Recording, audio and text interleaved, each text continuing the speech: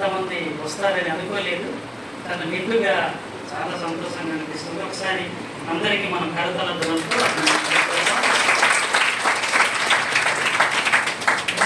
అదేవిధంగా మరి రామప్పన్న గారికి, రత్నమన్న గారికి, అదేవిధంగా రవణ గారికి, వారందరికీ కూడా పేరు పేరున ప్రత్యేకమైనటువంటి వందనాలు.